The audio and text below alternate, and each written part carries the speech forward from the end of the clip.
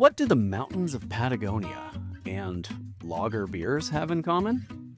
If it weren't for a yeast that came from the Patagonia region, we wouldn't have lager beers, because lager yeast, Saccharomyces pastorianus, is a hybrid of a European yeast and a yeast from Patagonia, and its primary identifying feature is that it likes to ferment in cool temperatures, meaning you can make beer in places that might have otherwise been sort of hostile to the beer making process.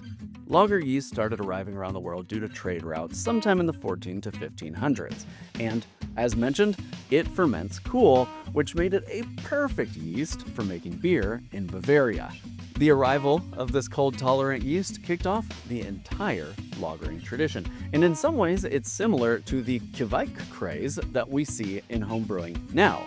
Lager yeast is so cold-tolerant it can ferment in refrigerated temperatures, which means you get a nice steady ferment, but you also get a crisp and clean beer on the other side of things.